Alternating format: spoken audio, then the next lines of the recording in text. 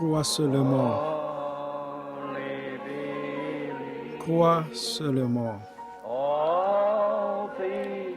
Tout est possible. Crois seulement. Maintenant, courbons la tête. Dieu notre Père, c'est notre prière sincère ce soir. En voyant tout ce que tu fais pour les gens ces jours-ci, alors c'est ce que nous te demandons, Seigneur, puissions-nous seulement croire que ceci est la vérité, la parole écrite qui se manifeste à nous. Accorde ces choses, Père. Maintenant, ce soir, nous voulons te remercier pour la lumière que tu as jetée pour nous sur les Écritures ce matin. Et nous prions ce soir, Seigneur, que dans la ligne de prière, tu confirmes que ta parole est la vérité. Nous prions pour toutes les églises et les assemblées qui sont réunies autour de petits microphones d'un bout à l'autre du pays, jusqu'à la côte ouest, là-bas dans les montagnes de l'Arizona, dans les plaines du Texas, jusqu'à là-bas sur la côte est, d'un bout à l'autre du pays, Seigneur, là où on s'est rassemblés. Beaucoup d'heures nous séparent dans le temps. Mais Seigneur, ce soir, nous formons ensemble un seul bloc de croyants qui attendent la venue du Messie. Nous te prions, Père Céleste, de l'envoyer bientôt.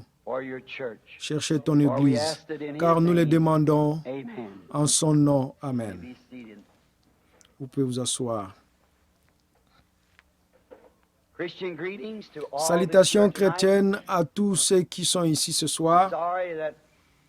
Désolé qu'on soit encore entassé et serré au point d'avoir de la peine à respirer. Même les climatiseurs, bien qu'il y ait la climatisation, ils n'ont pas beaucoup d'effet tellement qu'il y a du monde. Si c'était juste une église normalement remplie, les gens, c'est comme si vous glaceraient. Mais maintenant, chacun a un éventail, il se vente alors que les climatiseurs soufflent aussi fort qu'ils le peuvent. Nous envoyons nos salutations de la côte est à la côte ouest à tous nos amis en Christ qui sont à l'écoute. Nous envoyons nos salutations à San José, à Frère Borders, au groupe qui est là-bas. Nous envoyons nos salutations là-bas dans les montagnes, à Prescott en Arizona, à Frère Léo Mercier et à son groupe là-bas qui attendent la venue du Seigneur. Nous envoyons nos salutations à ceux qui sont réunis à Tucson ce soir qui attendent la venue du Seigneur. À Houston, au Texas, à ceux qui attendent la venue du Seigneur. À Chicago, à ceux qui attendent la venue du Seigneur. Sur la côte est, à New York et dans les Connecticut et aux grands groupes qui sont là-bas, qui attendent la venue du Seigneur. Nous n'avons pas de place ici pour les faire asseoir, alors nous devons simplement leur transmettre la parole au moyen des téléphones. Nous envoyons nos salutations à Frère Junior Jackson ce soir et à ce groupe à Clarksville, à Frère Radel sur la route 62 et à son qui attend la venue du Seigneur. Et nous sommes rassemblés ici ce soir dans notre église, dans le tabernacle.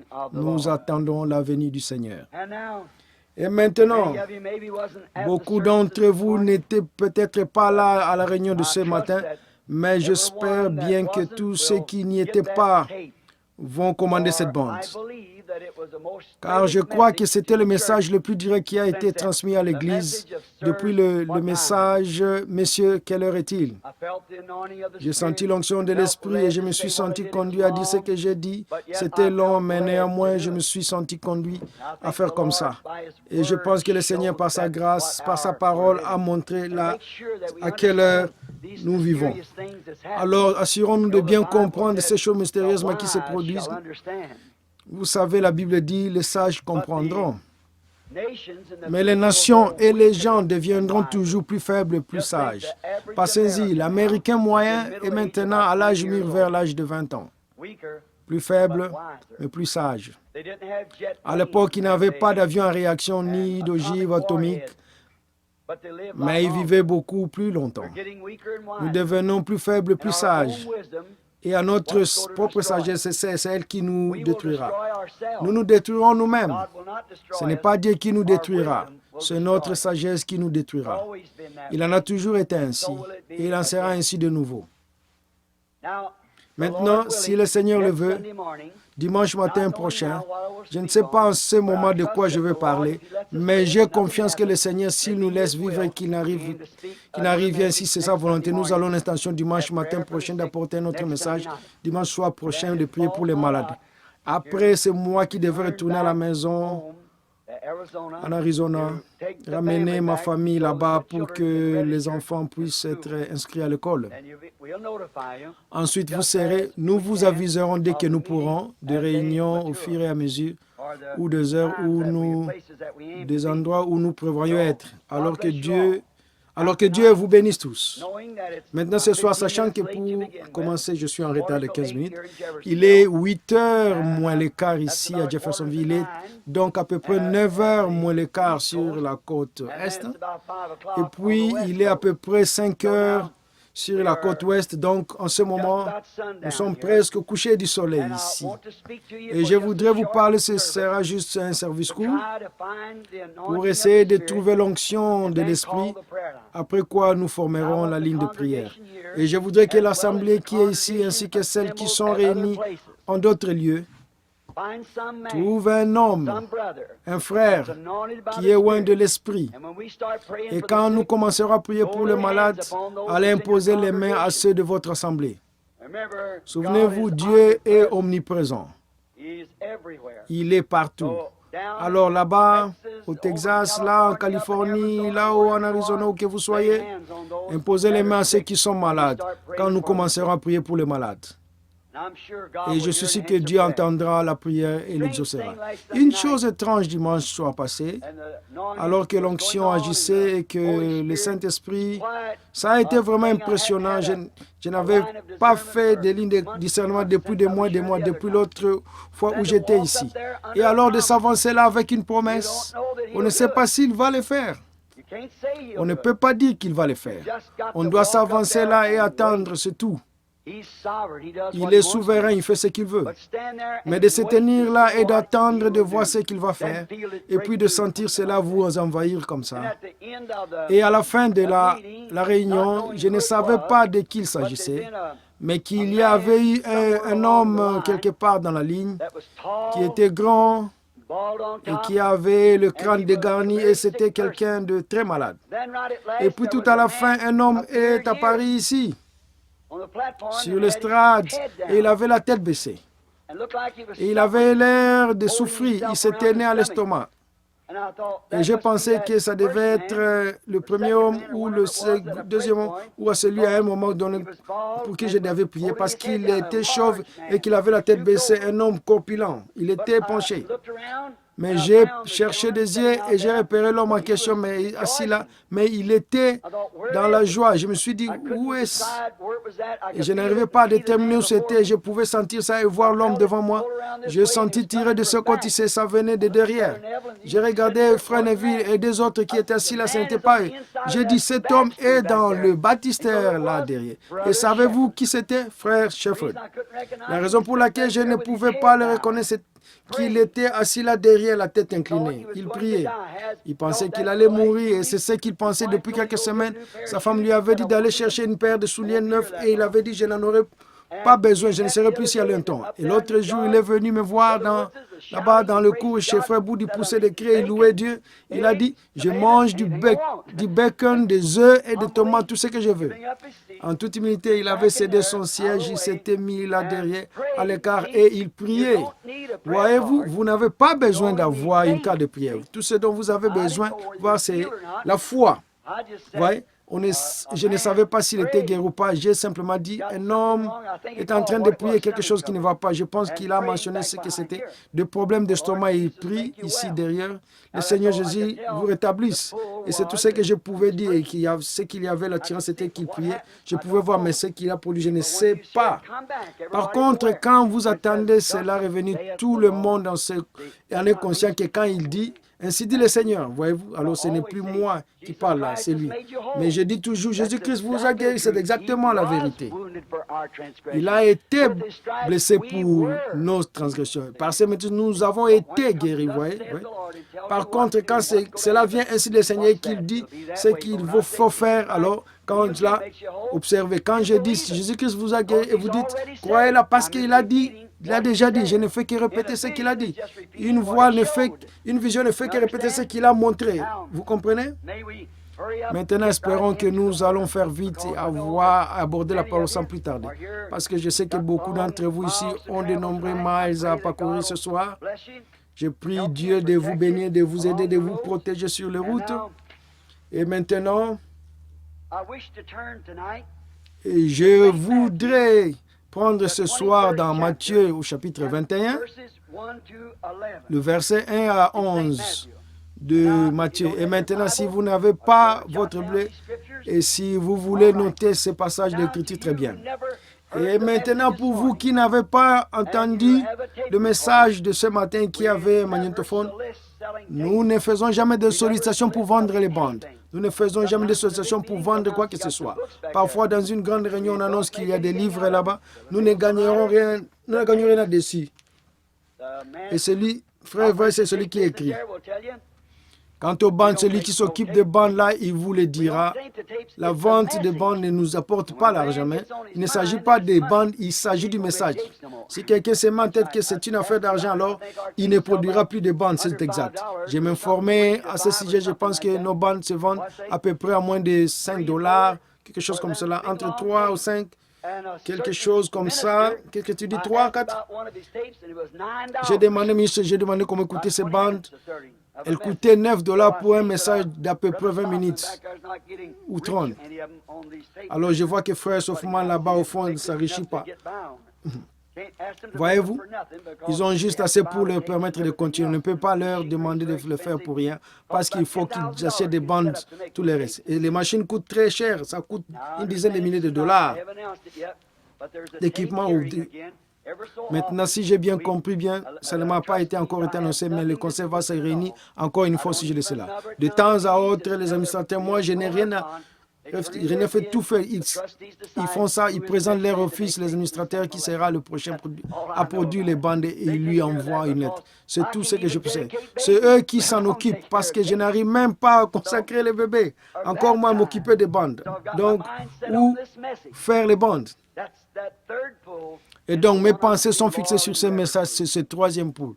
C'est à lui que je dois fidélité et révérence. Matthieu 21 et 11, je vous disais que c'est ça pour vous permettre de regarder, de prendre dans les Écritures.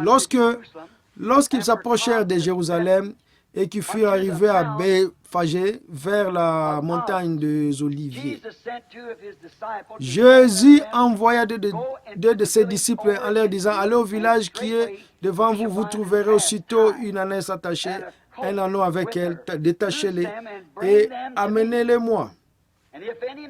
Si quelqu'un vous dit quelque chose, vous répondez, Seigneur en a besoin, et à l'instant, il les laissera aller.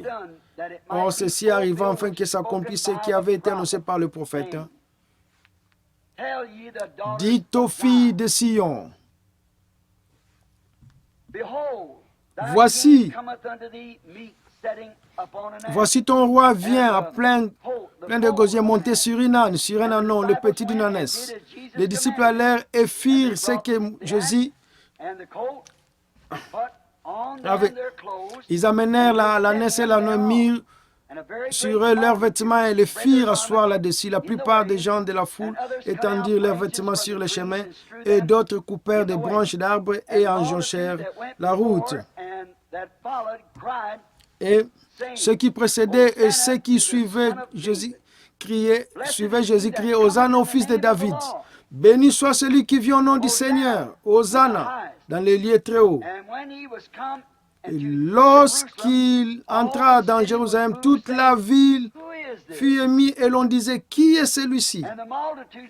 La foule répondait,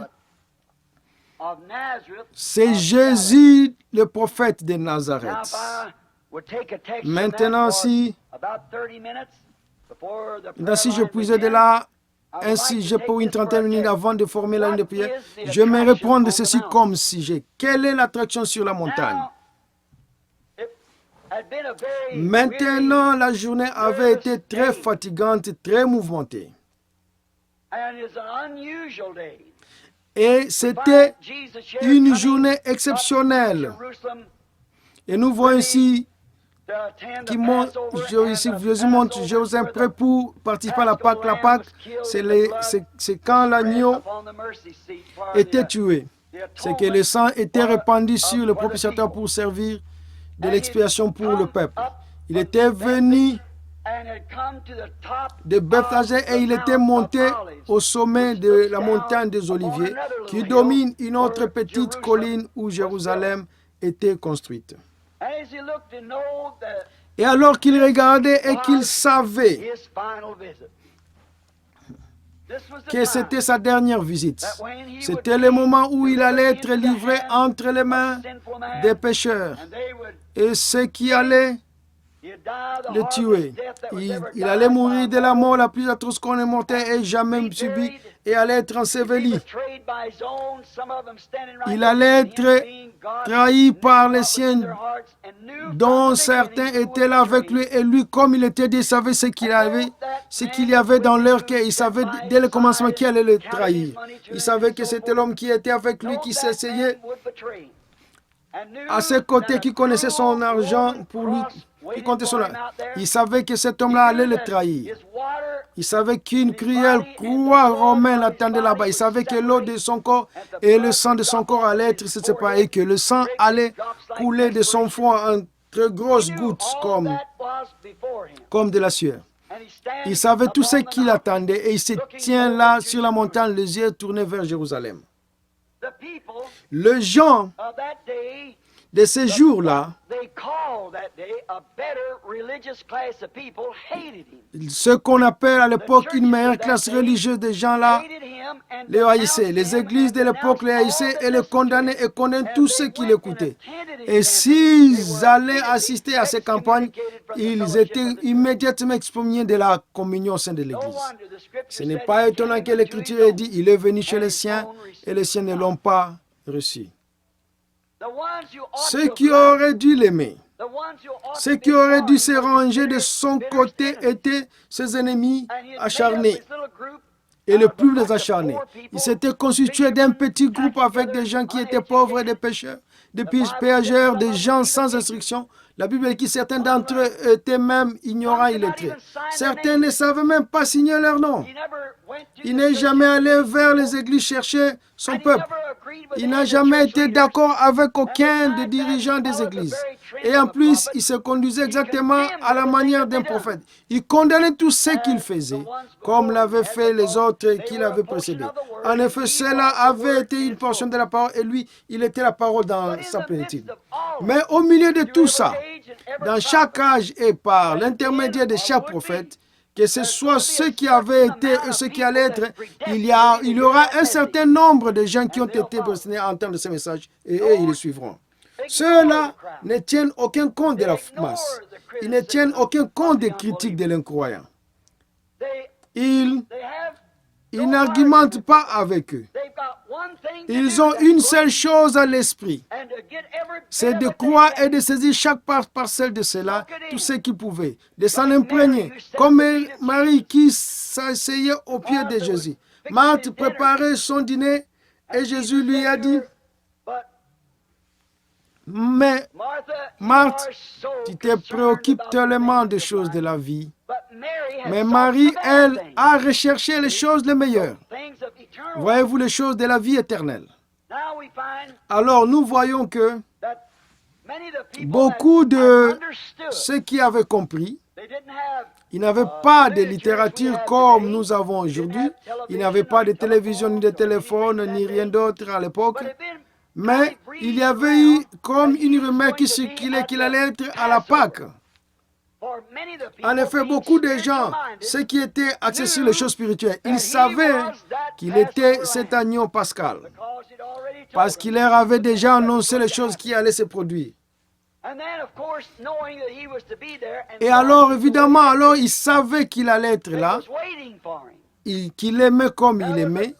Il attendait et il y avait une foule qui probablement se pressait, se bousculait d'une porte à l'autre guettant de tous côtés, car il savait qu'à un moment donné, il apparaîtrait. Il guettait. D'autres se demandaient ce qu'ils avaient à courir d'une porte à l'autre. Ces gens-là, quelle est l'attraction? Ils regardaient par ici, ils regardaient par là, cherchaient à venir. Ils avaient l'air de chercher quelque chose, d'être dans l'expectative de quelque chose qui allait se produire. Oh, comme j'aimerais modifier mon sujet quelques minutes pour dire ceci. C'est ça qu'il y a aujourd'hui. Les gens qui attendent sa venue sont dans une grande attente et une grande expectative. Nous pouvons la ressentir, cette pression. Et ils cherchent, ils guettent chaque mouvement et chaque signe. Ils les comparent avec les Écritures. Et quand ils ont reconnu toutes ces choses qui avaient été prédites à son sujet, jusqu'à la fin, ils ont su que la fin était proche. Ils voulaient être là. Alors ils guettaient. Une partie de la foule était pour lui, la minorité. Une partie était contre lui, la plupart d'entre eux. 90% étaient contre lui. C'est à peu près comme aujourd'hui dans les milieux religieux, quand on arrive vraiment à la parole et à Christ, il y a environ 1% qui y croient. D'autres partie n'y prêtera aucune attention, peu importe ce qui a pu être accompli. Ils en feront un objet de plaisanterie et bien une critique, cela vient. C'est à peu près pareil. Les temps, les choses ne changent pas beaucoup. L'histoire ne fait que se répéter constamment. Eh bien, nous voyons que cela créait de la tension nerveuse, forcément, inévitablement. Ils attendaient. Ils se demandaient ce qu'il allait faire quand il arriverait là. Ils voulaient être là pour bénéficier de tout ce qu'il allait faire. Ils voulaient cela, ils voulaient voir cela, ils croyaient en lui. D'autres avaient entendu dire qu'il allait venir et qu'ils s'étaient rendus là-bas pour se moquer de lui. Donc, après toute cette attente, une journée très exceptionnelle, un temps très exceptionnel, alors que les églises dormaient, les gens avaient les nerfs à fleur de peau, il y avait tellement de monde là-bas. Et alors, c'est arrivé. Du sommet de la montagne des Oliviers est venu un petit âne blanc. Il venait, il descendait la colline. Et avec lui, un groupe de gens qui criaient fanatiquement, qui arrachaient les rameaux des arbres et jetaient leurs vêtements sur la route en criant « Hosanna au fils de David qui vient au nom du Seigneur ». Ce petit mulet, celui qui les montait était nul autre que le Messie de Dieu, ou un pour l'heure. Dieu, à ce moment-là, qu'est-ce qu'il était en train de faire? Quelle était cette attraction là-bas, là-haut sur la montagne? C'est Dieu qui est en train de faire l'histoire et Dieu qui est en train d'accomplir la prophétie. Et cela crée toujours une attraction. Cela attire tous les critiques, le vautour du message de ce matin. Et les aigles aussi, vous voyez? Ils se rassemblent pour venir voir ce qui se passe. Certains viennent par curiosité, certains viennent pour trouver des défauts. D'autres viennent pour critiquer. Des gens de toutes sortes se rassemblent, comme nous le disions ce matin, de croyants, de soi-disant croyants et des incroyants. Qu'est-ce qu'il y a sur la montagne? La prophétie est en train de s'accomplir. Maintenant, nous allons voir ce qui se produit. Maintenant, dans le livre de Zacharie, au chapitre 9 et au verset 9, Zacharie, l'un des prophètes, a prononcé par l'Esprit ce mot. Soyez transportés dans la Grèce, filles de Sion. Poussez des cris de joie, filles de Jérusalem. Voici ton roi vient à toi. Il est juste, sauveur. Il est humble et monté sur un âne, sur les petits, un ânon, les petits d'une ânesse. Mais qu'est-ce qui n'allait pas chez ces scribes? Qu'est-ce qui n'allait pas chez ces sacrificateurs? Qu'est-ce qui n'allait pas chez ces gens religieux? Ceci avait été écrit 487 ans avant que ça arrive par un prophète confirmé. Ça faisait déjà partie des écrits et c'était appelé la Bible. et rouleaux de l'Ancien Testament. Pourquoi est-ce qu'ils ne pouvaient pas voir que c'était la prophétie qui était en train de s'accomplir? Pour la même raison qu'ils ne peuvent pas le voir aujourd'hui. Ils avaient pris la parole de Dieu et ils en avaient annulé l'effet sur les gens en enseignant comme tradition, comme doctrine des traditions d'hommes. Et le scribe, les prédicateurs, les ministres, les hommes spirituels, soi-disant, des ouins, si seulement ils lisaient la Bible, ils ne se demanderaient pas ce qui se passe. Ils sauraient ce qu'il en est. Dieu en train d'accomplir sa parole. L'histoire était en train de se faire. La prophétie était en train de s'accomplir. Le salut du monde arrivait. Le grand jour que tous les prophètes avaient tant attendu. Tous ceux qui étaient dans la tombe attendaient ce jour. Oh, pensez-y. Pensez-y.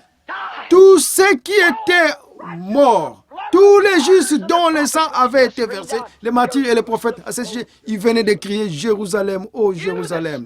Toi qui lapides tous les prophètes que je t'envoie et qui tues les justes, combien de fois ai-je voulu te prendre sous mes ailes, comme une poule a fait les référés pour ça, mais tu ne l'as pas voulu, mais maintenant ton heure est venue. Tous ceux qui étaient dans la tombe, Abraham, Isaac, Jacob, tous les prophètes, ils attendaient cette heure. Et l'Église était aveugle à cela. Qui est celui-ci qui cause tout ce bruit? Qui est ce gars-là? À un moment donné, ils avaient dit, n'est-ce pas le fils du charpentier d'ici? Nous le connaissons. D'où lui vient cette sagesse? Mais nous voyons bien qu'il n'est rattaché à aucune de nos écoles.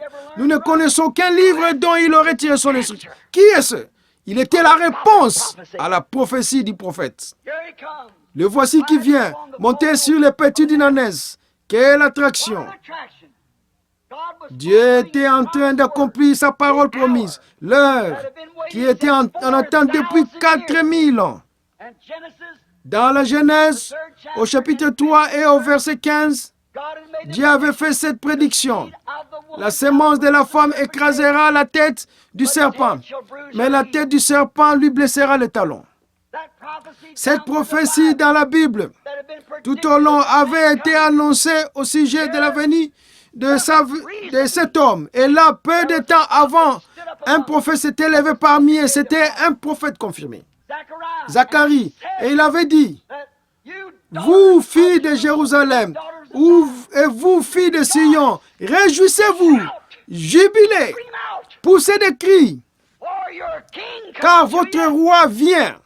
À vous, doux, modeste, humble et monté sur les petits d'Inanès. Et là, les gens qui lisaient ces passages d'écriture jour après jour, ils l'ont regardé arriver, monter sur un anon et ils se sont criés. Qui est celui-ci? Vous voyez? Dieu accomplissait sa parole pour ces gens qui auraient dû savoir ce qu'il en était. Mais ils ne le savaient pas.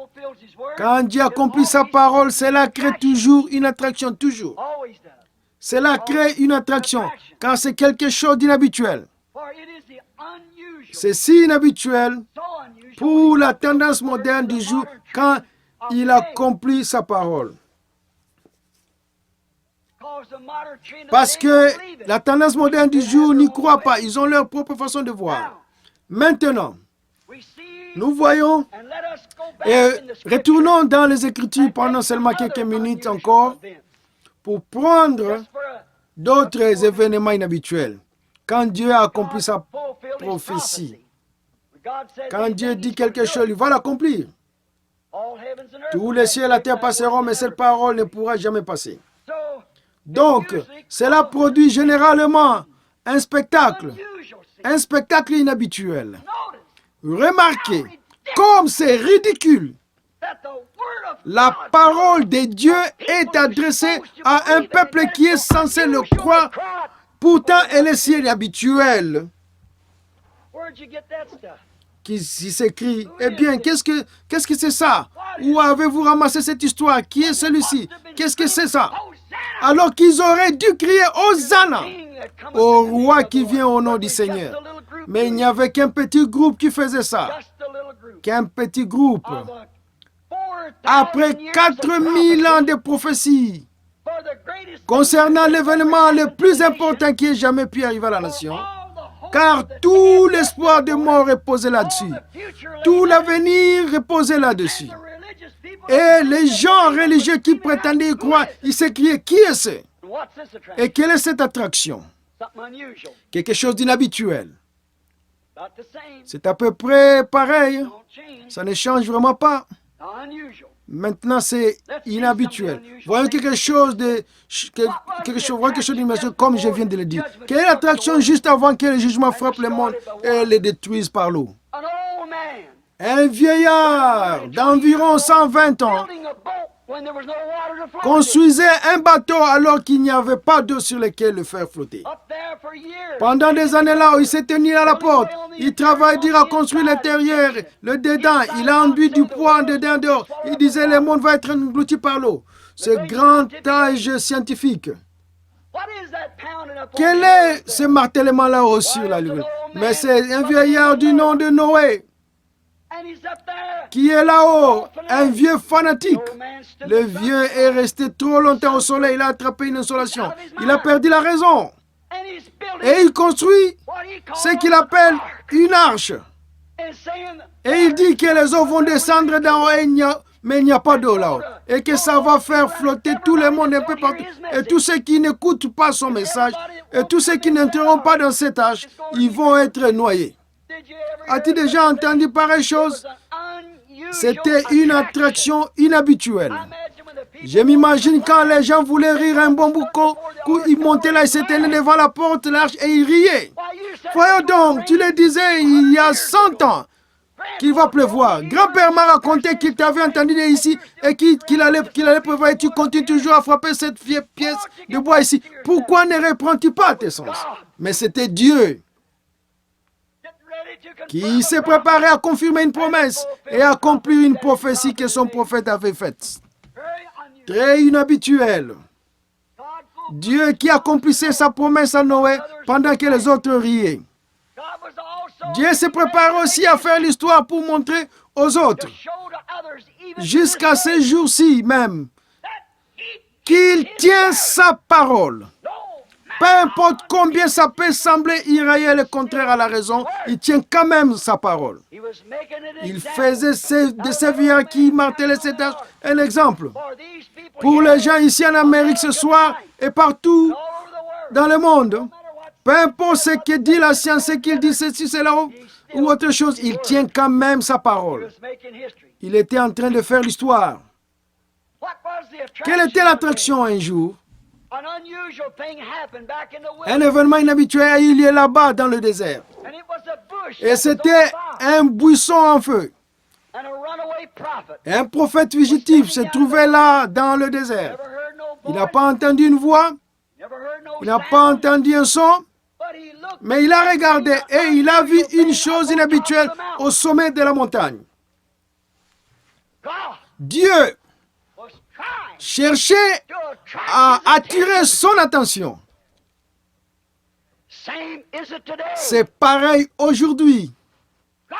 Dieu s'est préparé à accomplir sa parole par son prophète Abraham. Ta postérité séjournera 400 ans dans un pays étranger, je les ferai sortir par une main puissante. Et il préparait un homme pour ce travail. De même qu'il avait préparé une arche comme un lieu de refuge pour tous ceux qui croiraient. Dieu a mis ses buissons en feu. Et Moïse, ses bergers, a dit, je vais juste me détourner pour voir qu'est-ce que signifie cette chose étrange. Et après qu'il a eu attiré Moïse vers ses buissons, il lui a parlé. Quelle était l'attraction par la suite? Dans le prétoire de Pilate, quand ces bergers a jeté un bâton par terre et que celui-ci s'est transformé en serpent. Dieu qui accomplissait sa promesse à Moïse. Quelle était l'attraction à la mer morte? Quand tous les chevaux de Pharaon ont été frappés d'étourdissement. quand ils ont vu un vent descendre des cieux et séparer de part et d'autre la mer Rouge, et qu'une pauvre bande d'esclaves qui marchait dans l'ordonnance de Dieu a traversé à sec. Qu'est-ce que c'était? Dieu qui tenait sa parole. La mort s'est éloignée. Un peuple vivant a traversé. Et un peuple qui était mort spirituellement a essayé d'imiter ça. Et il s'est noyé. Dieu qui accomplissait la prophétie et qui faisait l'histoire. C'était ça l'attraction à la mer morte. Quelle était l'attraction 2 jours plus tard au mont Sinaï, quand tout le peuple a reçu l'ordre de ne pas aller vers leurs femmes, quand il leur a été demandé de laver les vêtements et de se sanctifier, de se rassembler autour d'une montagne, où un homme du nom de Moïse avait dit avoir rencontré Dieu dans une colonne de feu. Et Dieu avait dit à Moïse, je vais descendre au milieu du peuple, je vais confirmer ce que je t'avais dit et qui je suis, et je vais leur montrer que je suis ce Dieu-là. C'était ça l'attraction, Dieu qui accomplissait sa parole. Quelle était l'attraction un jour dans l'histoire, quand une nation avait oublié Dieu, que les gens étaient devenus formalistes et indifférents, que les sacrificateurs suivaient toute la tendance moderne et que les prophètes prophétisaient selon la volonté des sacrificateurs. Et en ces jours-là, comme toujours, il y avait un homme qu'il préparait pour un fanatique. Il parlait de femmes qui se maquillaient et tout, et il était une espèce de drôle de gars. Et ce vieil homme était descendu dire au roi, même la rosée ne va pas venir jusqu'à ce que je la fasse venir.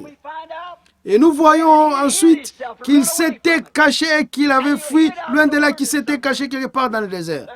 L'entourage avait pensé que peut-être il était mort de faim ou qu'il avait péri. Mais il avait été très bien nourri et désaltéré aussi. Et le voici qui arrive. Et il dit, le voyez-vous que j'ai le... Ainsi dit le Seigneur. Maintenant, si vous n'êtes pas encore convaincus, montons au sommet de la montagne et prouvons qui est Dieu. En effet, il avait reçu du Seigneur une autre vision. Il a dit, choisissez-vous un autel et construisez-le et choisissez des bœufs et immolez-les. Moi, je bâtirai un autel pour le Seigneur et je mettrai également des bœufs sur le mien. Et nous offrirons, vous et moi, un sacrifice. Alors ce sera Dieu qui est Dieu. Et on saura alors qui sera là. Et en aucun cas, il n'aurait fait ça si le Seigneur ne lui avait pas ordonné plus tard. Il a dit, je fais ceci, tout ceci sous ton ordre. Mais quelle était l'attraction? Il y a 400 prêtres là sur la colline et le roi était là dans son char avec toute son armure. Et ce vieil homme, au visage le nez couvert de diffus, tête chauve, les cheveux qui lui retombaient, c'était une peau de mouton drapée autour de lui, le corps couvert. Il se tenait là avec un bâton et une cruche d'huile. C'est lui qui, 3 ans et demi plus tôt, il avait dit, même la rosée ne tombera pas jusqu'à ce que je la fasse venir. Il prenait la place de Dieu avec des halos, des ombres, toutes ces choses dont il en parle. Et voici ce vieux fanatique qui est là sur la montagne, qui fait monter tous ces gens-là. Quelle était cette attraction? C'était Dieu qui était sur le point de confirmer que son prophète avait raison. C'était Dieu qui accomplissait la prophétie. Dieu qui était aussi en train de faire l'histoire, d'accomplir la parole.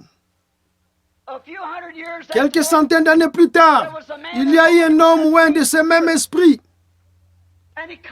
Et il est sorti du désert. Il n'était pas rattaché à aucune des organisations, bien que son papa était un homme des organisations, un sacrificateur, relevant d'un certain ordre. Mais il est sorti du désert, enveloppé d'une peau de mouton. Le visage couvert de poils, au lieu d'être gris, cela était noir. Quelle était l'attraction de cet homme qui attirait toujours toute la Judée? Quelques-uns parlaient de l'Israël, une espèce de barbare là-bas. Il essaie de nouer les gens dans l'eau. Qui a jamais entendu pareille chose? D'autres étaient curieux. Et il disait, ça doit être le Messie. L'un d'eux disait, peut-être que c'est l'un des prophètes. Il ne savait pas quoi penser. Mais qu'est-ce que c'était? C'était Dieu qui accomplissait Ésaïe 40. Là où il avait dit, voici ce qu'il allait faire dans les derniers jours, qu'il allait envoyer son serviteur. C'est ce que celui-ci allait faire. Alors quelques semaines plus tard, nous voyons que cet homme était sûr de son message. Il a dit, il y a quelqu'un parmi vous dont je ne suis pas digne de porter les souliers. Il vous baptisera du Saint-Esprit et de feu, comme moi j'ai baptisé d'eau. Un jour, un jeune homme ordinaire d'une trentaine d'années est descendu là et là-bas et il a été baptisé. Et quand cet homme est venu, il y a eu une telle attraction auprès du prophète. Le prophète s'est comporté d'une façon bizarre ce jour-là.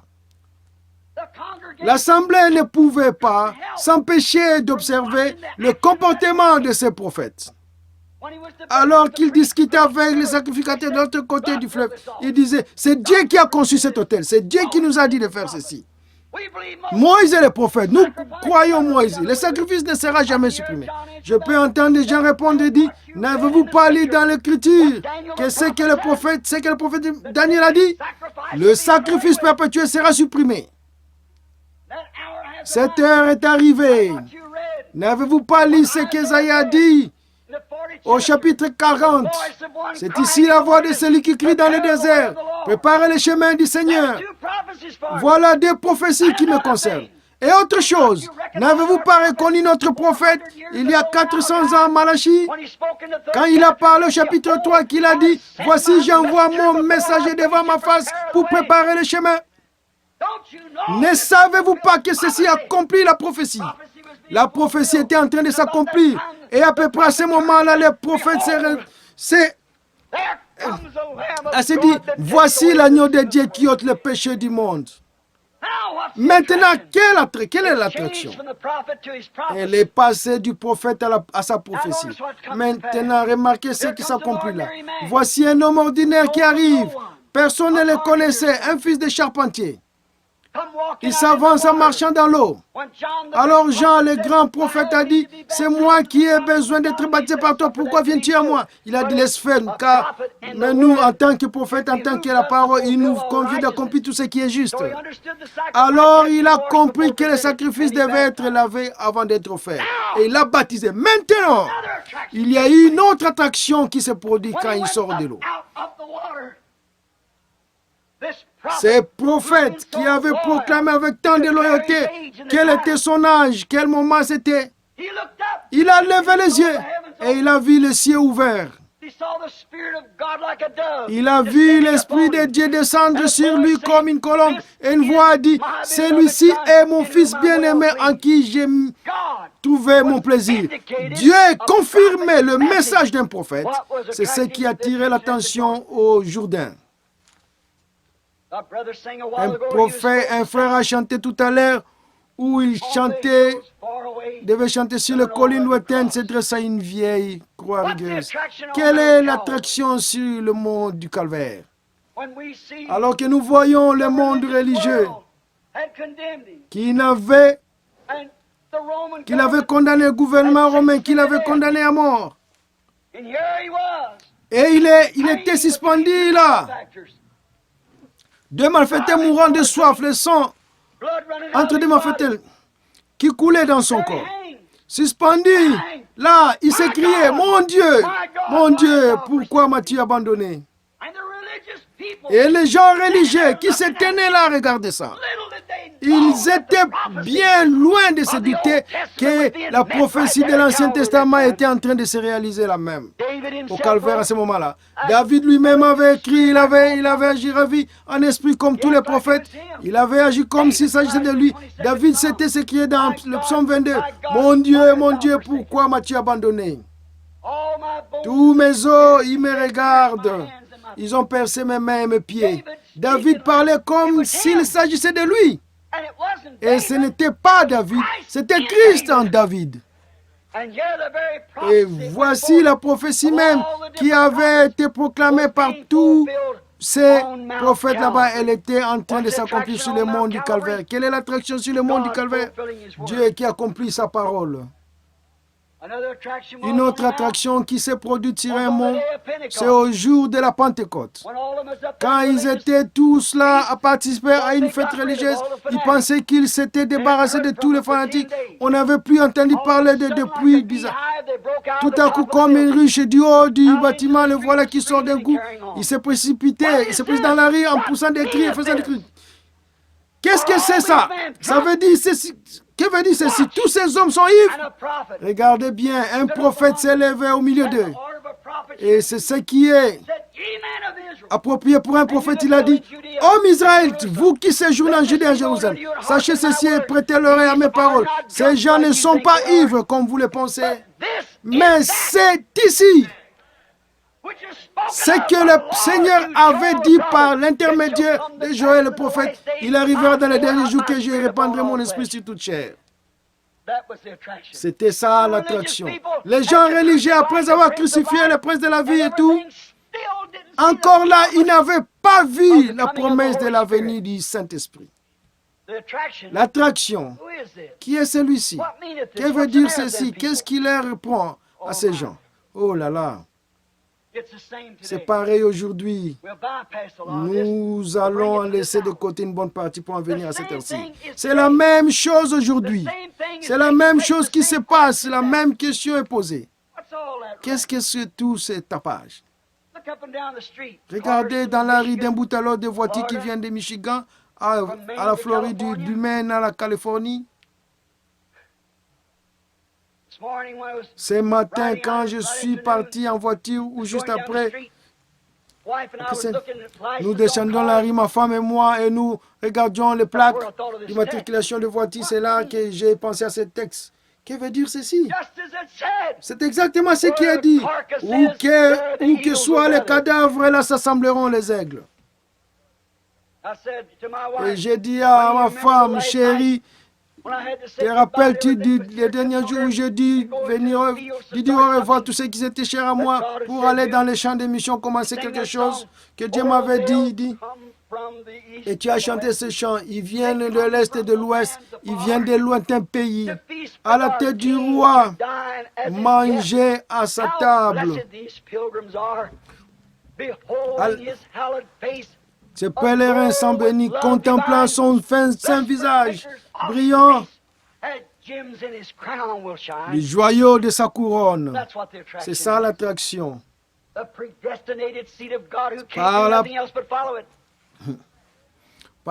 Pour la prédestination de Dieu qui ne peut rien faire d'autre que suivre cela. Ôtez-nous la vie, mais ne nous ôtez pas cela. Quelle est l'attraction?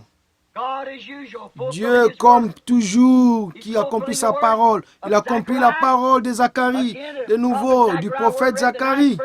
Le passage que j'ai lu, le verset 9 tout à l'heure, quand Jésus est entré dans son temple monté, ou qu'il est entré à Jérusalem, monté sur un ânon blanc, la prophétie que Zacharie avait prononcée s'est accomplie.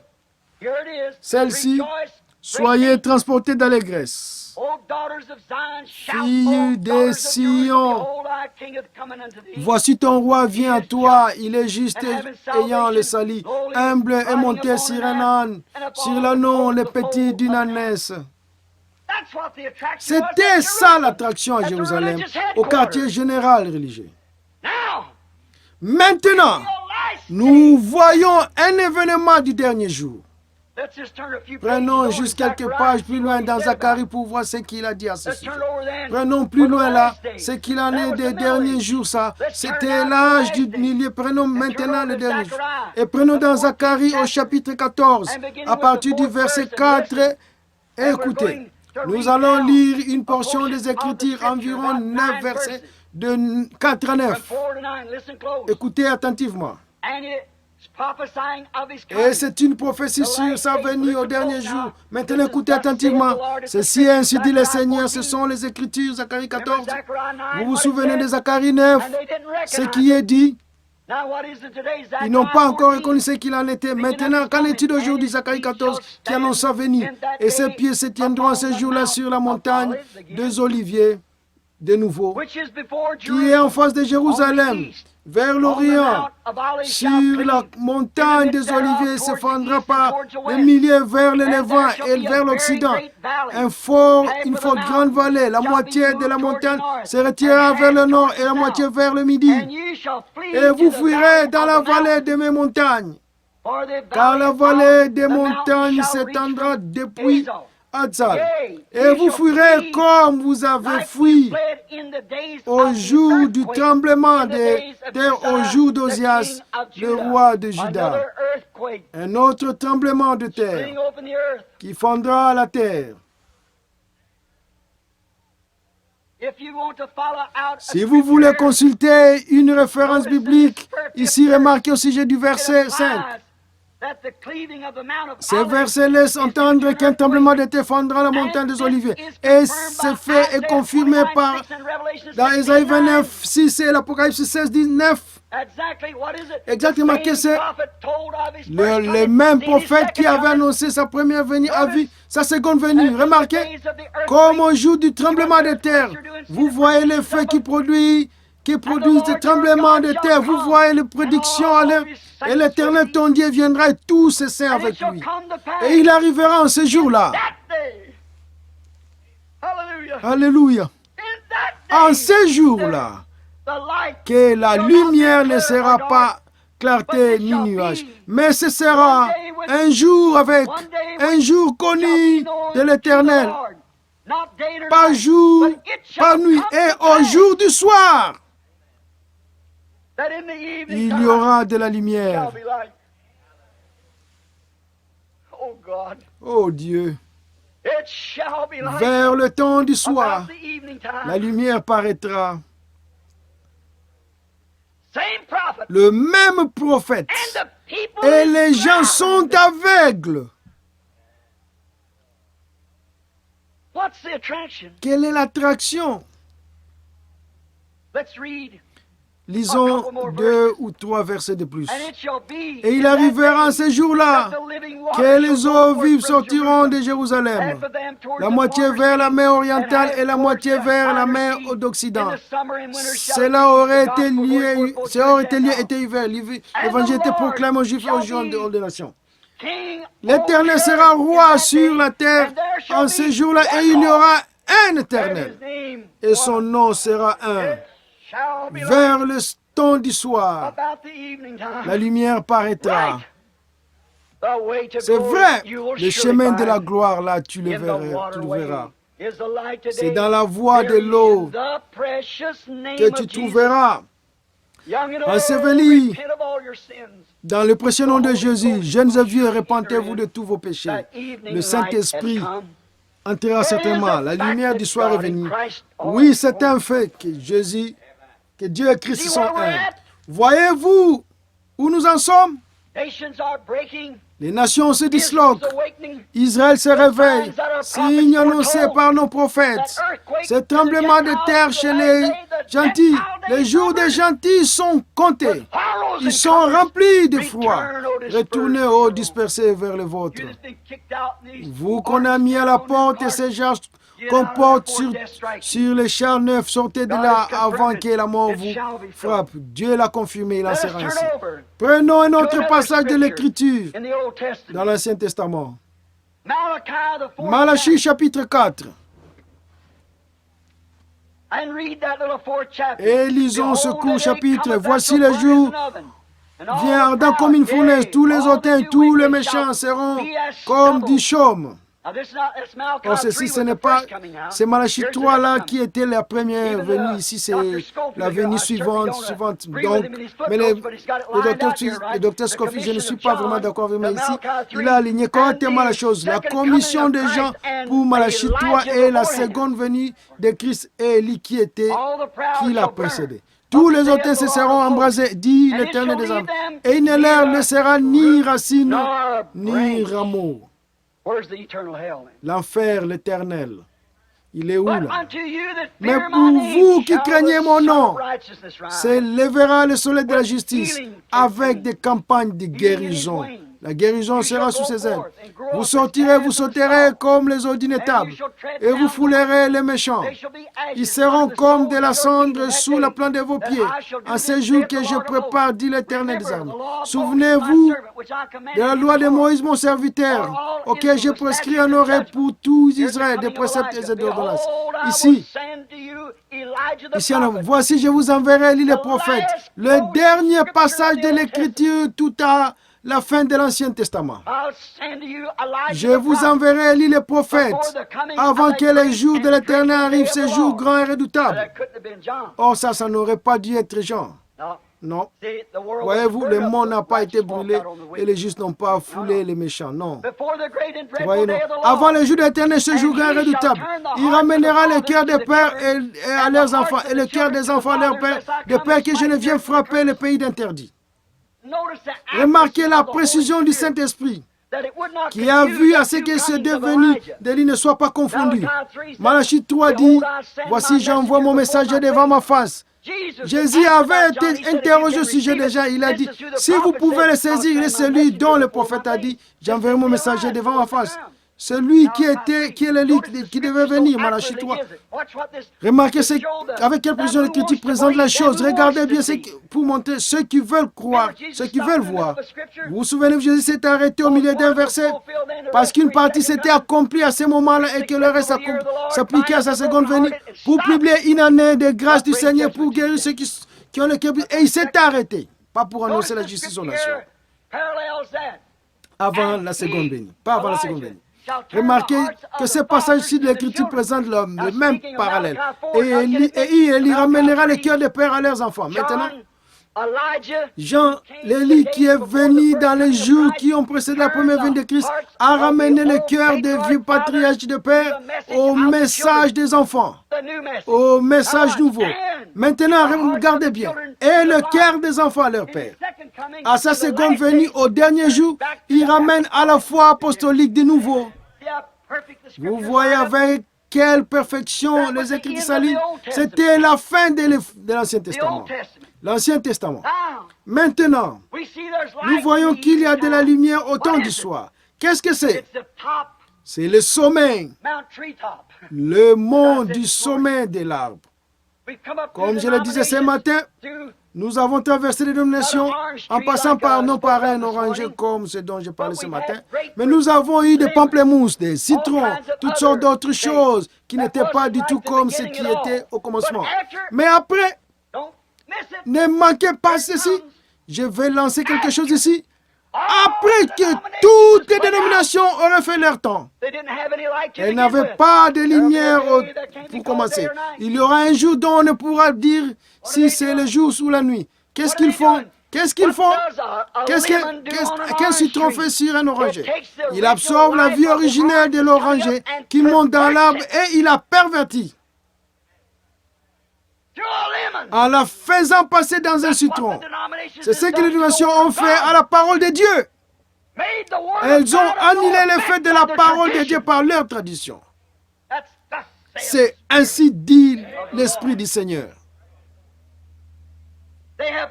Elles ont produit des citrons, des pamplemousses et non des oranges. Mais qu'est-ce que le prophète a dit? Le même qui avait dit ce qui nous a servi. C'est servi de texte ce soir. Réjouissez-vous, filles de Jérusalem. Poussez des cris, de grands cris, filles de Sion. Car votre roi vient en vous, doux, humble, monter sur les petits d'une ânesse. Remarquez, ce même prophète a dit qu'il viendra un temps de mûrissement. Le soleil est envoyé sur la terre pour faire mûrir le fruit. Pourquoi est-ce qu'il n'a pas pu mûrir? Il n'y a pas de fruit là à faire mûrir. Mais la vie continue comme toujours à avancer. Elle est montée en passant par un pamplemousse pour produire un orange. On vu que c'est devenu une organisation. C'est une pamplemousse. Elle est répartie. Et ce qui a été formé cette fois, c'est un citron. Elle a continué à avancer. C'est autre chose qui a été produit. Et à la fin, au sommet, c'est ce qui a été produit. C'est un tangelo qui est moitié orange, moitié citron. Une espèce mélangée, quelque chose de perverti. C'est devenu une perversion qui tire sa vie du même arbre. La balle qui séduirait presque les Élis. Ça ressemble à une orange, mais ce n'est pas une. Mais il y aura de la lumière. Quand dans sa croissance, elle sera allée au-delà de l'organisation, quand elle sera allée au-delà de l'organisation, qu'elle s'épanouira les nouveaux, elle produira des oranges comme ce qu'elle était quand elle a été mise en terre. Et alors, il y aura de la lumière. Quelle est cette attraction? Quel est cet événement? L'accomplissement de la parole de Dieu. Voilà deux témoins dans l'Ancien Testament comme quoi ceci allait se produire. Prenons Jean 14, 12 dans le Nouveau Testament. Jésus a dit, celui qui croit en moi fera aussi les œuvres que je fais. Et aussi dans Luc 17, 22 à 30, il a dit, ce qui arriva du temps de Lot, avant que Sodome soit brûlé, arrivera de même autour du Fils de l'homme, au jour où le Fils de l'homme se révélera. Oh, vous n'avez qu'à regarder les Écritures. Le Fils de l'homme, Jésus-Christ, le même hier, aujourd'hui, éternellement. Ça s'est développé jusqu'au-delà des dénominations. Ça s'est développé jusqu'à se former au sommet de l'arbre. Qu'est-ce qu'il y a dans Jean 14, 15? Tout sarment qui est à moi et qui ne porte pas le fruit sera coupé et retranché, jeté au feu, brûlé. Mais tout sarment qui portera du fruit sera émondé. Oh, il y aura une véritable pluie de la première saison et de l'arrière-saison au dernier jour sur ces petits groupes qui est venu avec lui, sur ces petits ânes, modestes et humbles, sans ou sans dénomination, en criant « Hosanna au roi qui vient au nom du Seigneur ». Qu'est-ce qu'il y a aujourd'hui? Quelle est l'attraction sur le mont? Il n'y a pas longtemps, j'étais à la chaire ici. Il a été dit par le Saint-Esprit, le jour viendra où ils planteront un jalon devant ta maison. Ils déplaceront ton portail. C'est pour t'éviter ceci, pour que tu ne te fâches pas. J'ai vu mon portail arraché posé sur le flanc de la colline. J'ai vu la colline en face de moi toute creusée. Il y avait là des planches et tout quelque chose les avait démolies. Il a dit, j'ai regardé, il y avait un petit Ricky. Il était allé là, il avait arraché le portail et il avait fait ça. J'ai dit, pourquoi est-ce que tu ne m'avais pas dit? Il a été insolent avec moi. Et je n'ai pas pu m'empêcher de le frapper. Et quand c'est arrivé, j'ai dit, je n'ai pas fait ça depuis que j'ai quitté les hommes, mais je veux seulement que tu saches. Je l'ai claqué. Et quand je l'ai eu terrassé, je l'ai relevé, je l'ai terrassé de nouveau. Je l'ai relevé 3 ou 4 fois et puis je l'ai renvoyé de l'autre côté de la colline. Et alors je lui suis allé, j'ai dit, ce n'est pas bien. Je ne suis pas fâché contre toi, mais je veux seulement que tu saches que tu ne peux pas me parler sur ce ton-là. Et alors quand je me suis retourné, que je suis revenu, le Saint-Esprit était là au portail. Et il a dit, maintenant évite ceci. Quand on enfoncera ces jalons, dirige-toi vers l'ouest. Ce livre, c'est tout ce qu'il me faut. Ce livre est une bonne recette. Le chemin qui montre comment contourner mes difficultés. Amen. Ce livre est la parole et cette parole est Dieu. Pour contourner vos difficultés, il vous dira quoi faire. Il y a 3 ans, j'ai entendu un de mes amis, l'arpentier de la ville. Il habite plus bas sur Marie. Il était en train d'enfoncer un jalon. Je suis sorti, j'ai dit, qu'est-ce qui se passe, moi? Le fils de M. King, un ami à moi. Il a dit, Billy, ils vont élargir cette route. Vous vous en souvenez tous. J'avais dit, c'est pas que ce soit le pont. J'avais dit à frère, j'avais dit, garde ta propriété. Peut-être que ce pont va passer par ici. La rue était démolie, des briques, des pierres jetées partout. Donc il a dit, j'avais dit, garde ta propriété. Alors quand M. King m'a annoncé que ça allait arriver, je suis entré, j'ai dit à ma femme assise là, chérie, il y a quelque chose d'écrit à ceci.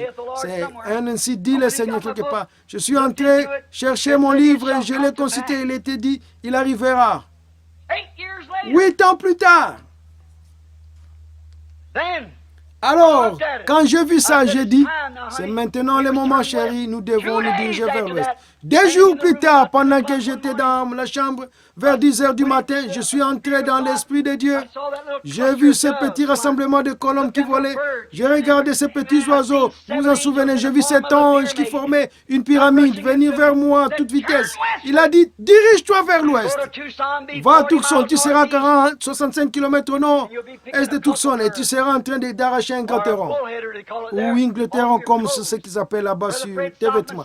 Frère Fred Sopran qui est assis là-bas, il me regardait ce moment-là, il était là ce matin-là, j'avais oublié la chose. J'ai dit, il y a une déflagration qui a retenti comme un tremblement de terre, qui a secoué parce que tout le contraire, je ne vois pas comment un homme pourrait survivre à cela. J'étais effrayé. J'ai été à Phoenix, c'est là, qui sont à l'écoute ce soir. Vous m'en témoignez, j'ai apporté une prédiction sur Monsieur, quelle heure est-il? Où en sommes-nous? Je suis allé là-bas. Beaucoup d'entre vous ici qui se sont procurés cette bande, beaucoup d'entre vous sur l'entraînement, une année plus avant que ça arrive. Je suis allé à l'ouest. On me demandait ce qui allait arriver. Un jour, j'ai eu un appel du Seigneur. J'ai parlé à ma femme et j'ai dit, chérie, c'est probablement que mon travail est fini. Je ne savais pas. J'ai dit, Dieu, probablement que Dieu n'a plus besoin de moi maintenant que je vais rentrer à la maison. Va rejoindre Billy. Amène les enfants. Dieu pourvoira pour vous d'une manière ou d'une autre. Va de l'avant et sois fidèle à Dieu. Veille à ce que les enfants terminent leurs études et lèvent-les en les associant selon Dieu. Elle a dit, Billy, tu sais que ce n'est pas ça. J'ai dit, non, mais un homme ne pourra pas suivre cela. Un matin, le Seigneur m'a dit, il a dit, monte là-bas dans les Sabino Canyon. J'ai pris un bout de papier et ma Bible. Et ma femme a dit, où vas-tu? J'ai dit, je ne sais pas. Je te le dirai à mon retour.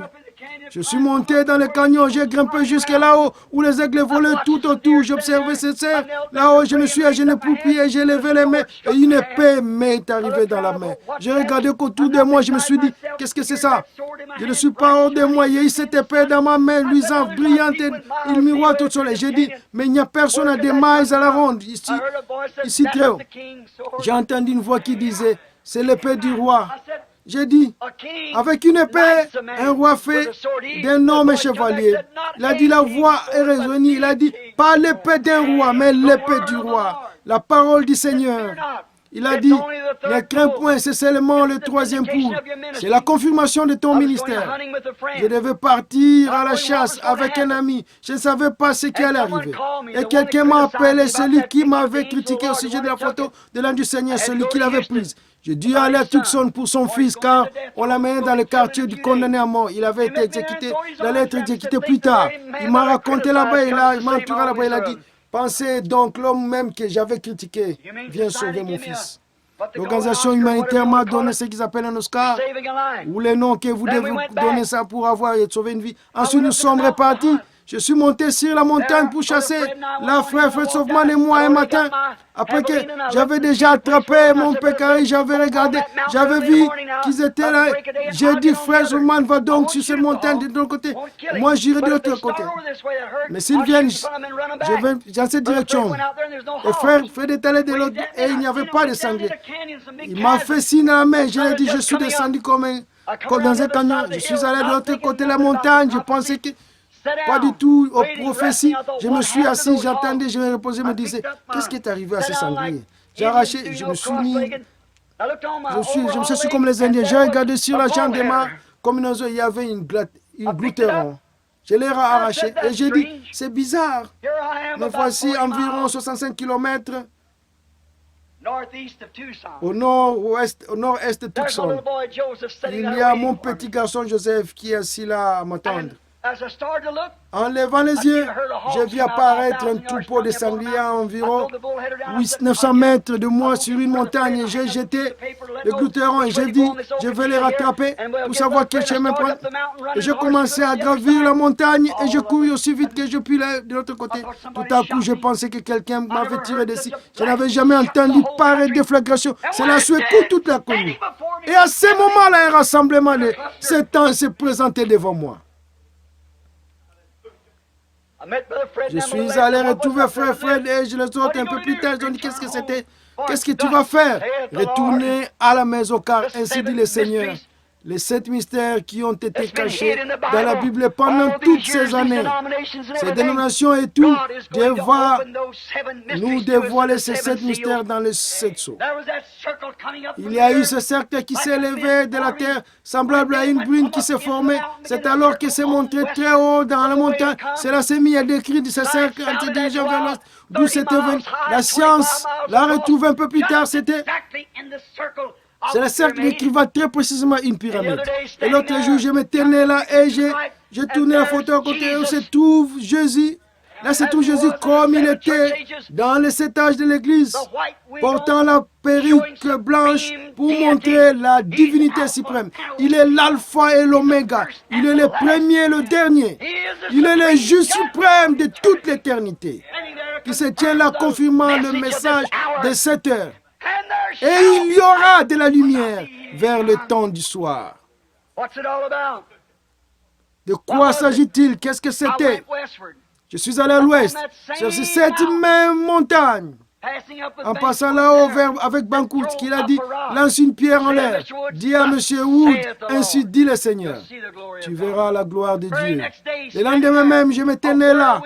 Un tourbillon est descendu et s'est abattu avec fracas sur les montagnes. Les pieds m'ont arraché la cime des arbres, à environ 90 cm ou 120 au-dessus de ma tête. Il y a eu une grande déflagration et les frères ont couru vers moi. Il y avait une quinzaine d'hommes.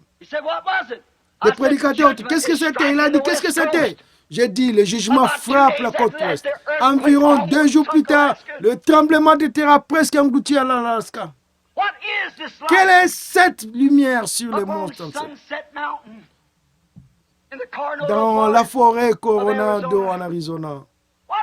Quelle est cette chose étrange qui est arrivée là-bas, là-haut, qui a fait que des gens sont venus de l'est et de l'ouest en voiture, ramasser des pierres, se sont cassées.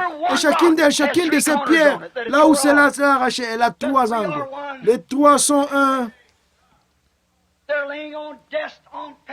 Elles ont été posées sur le bureau, posées sur presque partout. Quelle est cette chose étrange sur le mont Sunset, dans la forêt Coronado? Junior Jackson est à l'écoute. Vous vous souvenez du songe qu'il avait eu et que j'avais interprété allant vers le coucher du soleil. Et ceci est arrivé sur le mont Sunset. C'est le temps du soir. Le temps du coucher du soleil. Le message du coucher du soleil. Au déclin de l'histoire. Ou plutôt au déclin de la prophétie. Qui s'accomplit. Et il y aura de la lumière au temps du soir sur les monts Sunset, dans la forêt Coronado à 65 km au nord de Tucson. Allez consulter la carte et voyez si c'est bien là. Le pic Sunset, c'est exactement là que c'est passé. C'est exact. Tout ce qui cela ne mourra jamais. Cela se déroule dans un mouvement continu. Depuis l'événement lui-même jusqu'à la photo de Jésus qui se tient là, à nous regarder maintenant précisément sur le mont Sunset. La lumière du soir, du coucher du soleil. La lumière du soir est venue, Dieu qui se confirme lui-même. Qu'est-ce que c'est? Les feux sont là, Dieu qui sont un. Blanche combien? On vit cela, les perruques blanches qui portaient ce dont nous avons parlé dans l'Apocalypse. Vous voyez-vous, la divinité suprême, l'autorité suprême, pas d'autre voie, pas d'autre Dieu, rien d'autre. En lui habite conformément la plénitude de la divinité. Les anges eux-mêmes formaient sa perruque. Amen. Qu'est-il arrivé sur les monts Sunset? Dieu qui confirme sa parole. C'est la raison de tout ce bruit. Remarquez, c'est Dieu qui accomplit de nouveau sa parole promise. L'Apocalypse 10 et qu'au jour de la proclamation du message du 7e ange, les mystères de Dieu se remenés à terme. Les mystères cachés d'Apocalypse 1 à 10. Le dernier message au dernier âge de l'Église. C'est qui accomplit exactement à cet âge, Luc 17:30, les jours où le Fils de l'homme s'est révélera. Et il s'élèvera des faux prophètes et des faux Christ qui montreront de grands signes et de prodiges au point de séduire les élites si c'était possible. Les gens sont encore dans le doute. Et comme d'habitude, l'Église est toujours aussi intriguée. Et la science partout à toutes sortes. Ils écrivent encore des articles et ils les publient dans les journaux. Tout là-bas sur les monts. Des grandes caméras n'ont pas vu cela s'élever au-dessus, là où nous tenions. Cela s'est déplacé. Ça ne peut pas courir qu'une courte distance là-bas. C'est la côte ouest. Le jugement a frappé en pleine dans la direction ici. C'est monté du tout droit au-dessus de Phoenix et a continué son parcours jusqu'à presque dans les montagnes, jusqu'à la côte ouest, en continuant en montant directement jusqu'à où allait-il? Jusqu'à la saison dans le gouvernement. Les observateurs, tous les gens de toutes sortes se posent encore des questions et les recherches scientifiques essaient de découvrir ce que c'est. Tellement haut qu'ils ne peuvent pas. Ils sont tous intrigués par ces horloges naturelles, suspendus dans le ciel. Qu'il avait été quand les mages sont arrivés suivant et qu'ils ont vu où est le roi d'Égypte qui vient de naître. Qu'est-ce que c'était Dieu qui accomplissait sa part? Un astre s'élèvera de Jacob. Le Dieu du ciel a produit que le temps du soir aurait des lumières du soir. Il y a 3 ans, ce mystère était une prophétie. Quelle heure est-il? Mais maintenant, c'est de l'histoire, c'est du passé. La promesse est accomplie, monsieur. Quelle heure est-il? Quelle est cette attraction? Dieu qui accomplit sa parole. Il est le même hier, aujourd'hui, éternellement. Prions. Dieu bien-aimé, j'ai retenu les gens longtemps, beaucoup plus longtemps que je n'en avais l'intention. Je prie au Dieu que quelque chose aura été dit ou fait pour amener les gens partout à comprendre. Et qu'en voyant et en comprenant, ils puissent croire que tu es le vrai Christ. Et que les paroles qui sont en train d'être confirmées sont la confirmation que sa parole est parfaite et qu'elle s'accomplit en sa saison. Maintenant, Seigneur Jésus, selon tes propres paroles, tu as dit que le monde serait dans un état sodomite. Nous savons ça, nous pouvons le voir. Et tu avais dit en ce jour-là, ce qui arriva à Sodome, il y a eu 3 messagers qui ont été envoyés au monde des nations. Et l'un d'eux, qui était Dieu lui-même, le Fils de l'homme, s'est révélé dans une forme humaine et a écrit ce qui... Et tu as dit que cela se reproduirait de nouveau quand le monde... Nous sommes ici, Seigneur. D'autres prophéties confirment la même chose. Élie qui serait envoyé dans les derniers jours. L'esprit d'Élie sur la terre pour amener le cœur des pères ou des enfants à leur père. Et je te prie, ô Dieu, de confirmer en cette heure ta parole, selon laquelle tu es le même hier, aujourd'hui et éternellement. Accorde-le, Père. Ils sont tous à toi. Je te prie d'accorder ces bénédictions et de confirmer ce qui a été dit pour la gloire de Dieu. Au nom de Jésus-Christ. Amen.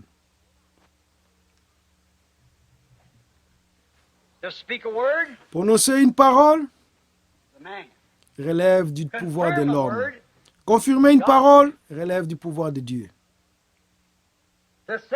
Faire une déclaration, c'est une chose. Que Dieu l'accomplisse, c'en est une autre.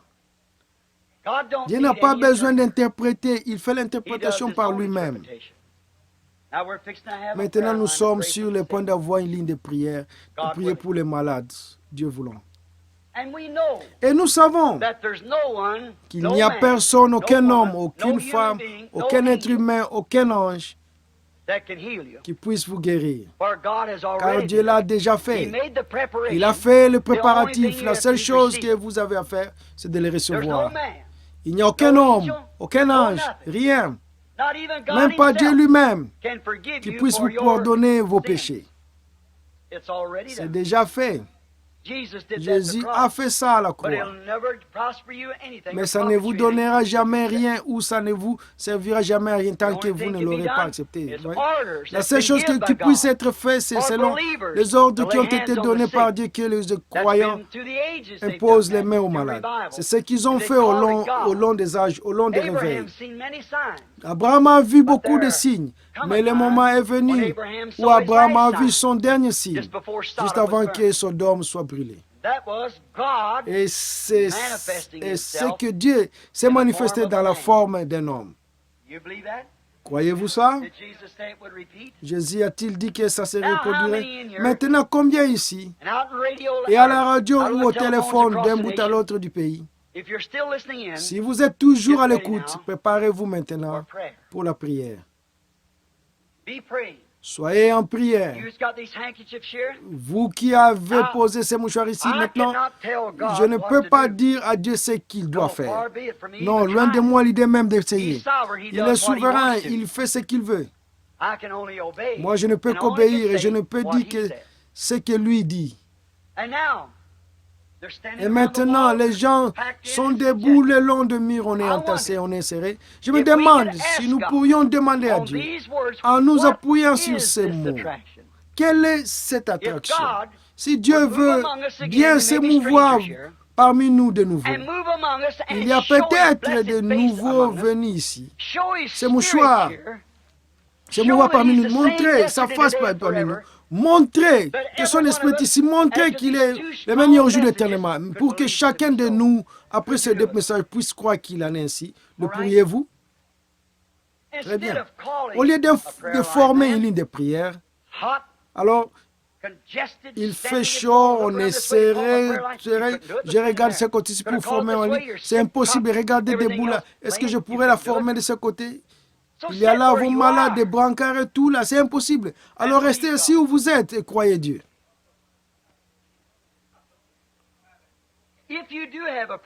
Si vous avez une carte de prière, gardez-la, il pourra servir. Nous nous occuperons de vous si vous tenez à passer dans une ligne.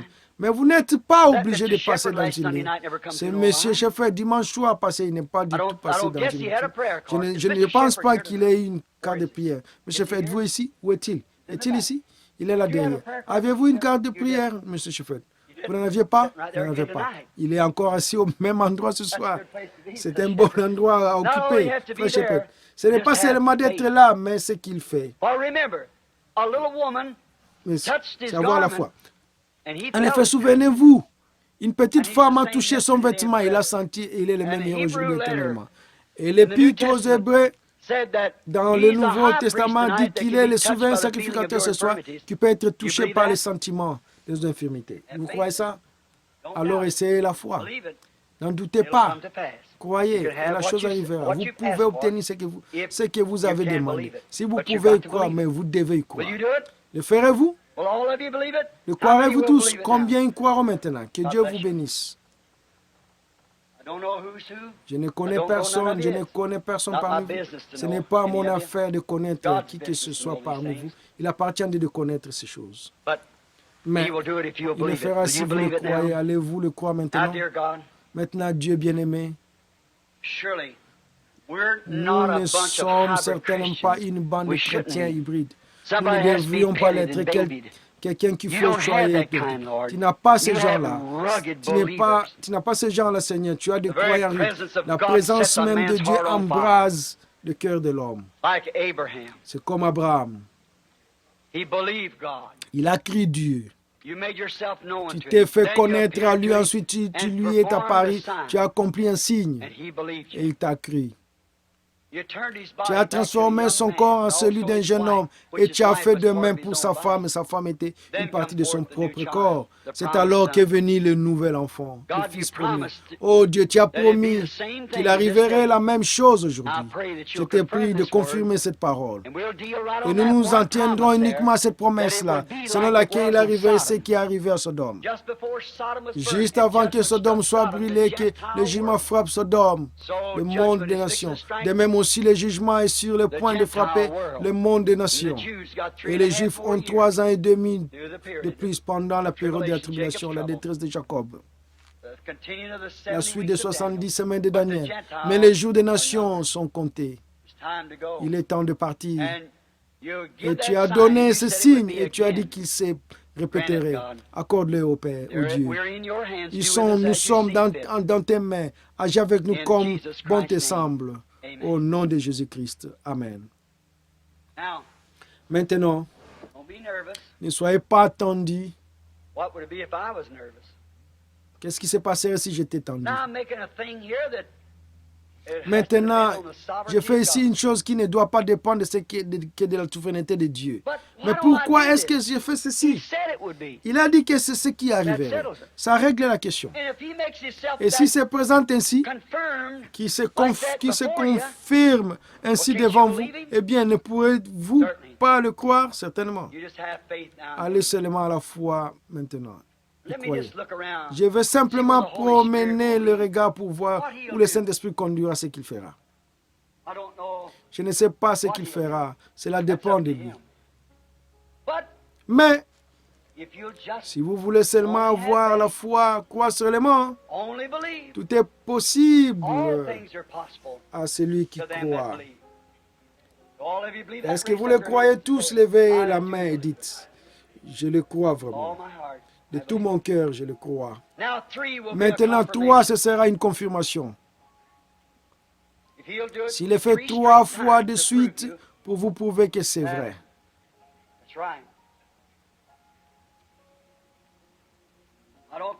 Peu importe où vous êtes, qui vous êtes, vous ayez seulement la foi et croyez.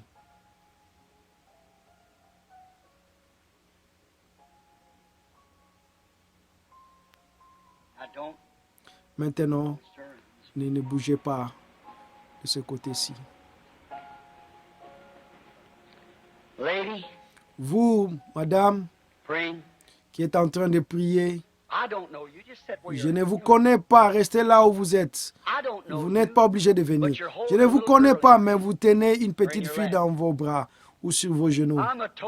Je vous suis totalement inconnu. Et la petite fille a l'air normale, elle a l'air en bonne santé. C'est une jolie petite fille aux cheveux roux. Je la regarde ici, elle n'a pas l'air d'être estropiée. C'est pourrait que ce ne soit pas pour l'enfant. Il se pourrait que ce soit pour vous. Mais tout simplement, je vous ai vu assis là avec l'enfant en train de prier. Je dois vous parler un instant pour capter votre esprit comme Jésus avait dit à la femme, donne-moi à boire. Voyez-vous, rien que pour se rendre compte que c'est la personne, frère Brian et les autres. Je connais ces gens qui sont assis. Il se pourrait qu'il ait un besoin aussi. Mais croyez-vous que je suis le prophète de Dieu? Croyez-vous que ces choses que vous avez entendues sont la vérité? Maintenant, si Dieu me révèle quelque chose que vous avez fait, ou quelque chose que vous n'auriez pas dû faire, ou quelque chose qui ne va pas chez vous, ou ce que votre désir, vous saurez si c'est vrai ou pas, n'est-ce pas? Et s'il le fait, est-ce que cela confirmera sa parole comme quoi il est le même hier, aujourd'hui, éternellement? Et que Luc 17:30 se manifeste en ce moment. Vous y croyez? Maintenant, la dame a levé la main pour... Je ne vous connais pas, mais j'essaie de contacter votre esprit. Son esprit est à une seule personne. Il y a tellement parmi vous qui... Maintenant, croyez ceci de tout votre cœur. Oh, c'est bien. Ce n'est pas pour la fille, ce n'est pas pour vous. Vous souffrez de la nervosité, mais ce n'est pas la nervosité qui vous tracasse. La chose qui vous tient à cœur, c'est cette petite fille. Croyez-vous que Dieu peut me dire ce qu'il y a, vous le croyez? Est-ce que ça va vous dire, ça vous aiderait, est-ce que vous le croyez? Alors, c'est une lésion cérébrale. Maintenant, posez votre main sur la petite, votre main. Sur la tête de la petite. Dieu est bien-aimé. Tu as dit, voici les signes qui accompagnent ceux qui ont cru. Ils imposent les mains aux malades et ils seront guéris. Cette femme est une croyante. Sa main est posée sur l'enfant, puisse-t-elle guérir. Au nom de Jésus-Christ, j'adore cette prière. Amen. Maintenant, est-ce que vous croyez, vous tous? Si tu peux croire, tout est possible, certainement. Je connais la dame assise à côté d'elle. Mais elle regarde par ici avec tant de sincérité. Son nom m'échappe, mais si je la regardais pendant un instant, je le saurais. Mais je connais la dame de vue, mais je ne sais pas quel est son problème. Croyez-vous que Dieu va me révéler quel est votre problème? Est-ce que ça vous aiderait? Le diabète sucré. Maintenant, c'est vrai, levez la main. Il se trouve que dans la dame assise à côté de vous souffre de la même chose. Elle m'est inconnue. L'autre dame prie pour quelqu'un d'autre. Un enfant extropié. Croyez de tout votre cœur et Dieu l'accordera. Quelqu'un ici derrière, un homme assis là essaie de cesser de fumer la cigarette. Croyez-vous que Dieu va vous en délivrer? Très bien. Vous croyez? Vous pouvez le recevoir. Je n'avais jamais vu cet homme de ma vie. Voici un homme, voyez-vous cette ombre noire suspendue au-dessus de cet homme. Juste ici, couché sur un genre de brancard ou une chaise. Il se meurt. Il est couvert d'une ombre. Il a un cancer. Je ne connais pas cet homme. Je ne l'ai jamais vu. Dieu connaît tout à votre sujet. C'est la vérité, monsieur. Croyez-vous que Dieu pourrait me révéler quelque chose à votre sujet? Est-ce que vous aiderez à recevoir votre guérison? Mais vous n'êtes pas d'ici. Vous aidez quelque part. Il y a une grande étendue d'eau de gens pêchent. Oui, Albany dans le Kentucky. Croyez-vous? Croyez-vous pourrez rentrer à la maison en bonne santé? Croyez? Vous devez le croire et croire que cela a été accompli pour vous. Vous croyez? Vous, du Tennessee, vous avez un garçon qui a de l'asthme, il n'est pas ici, mais croyez-vous qu'il sera guéri? Alors apportez-lui votre mouchoir. Là, il sera guéri si vous le croyez. La dame qui pleure, qui est assise là, du côté opposé de celui où se trouve le docteur.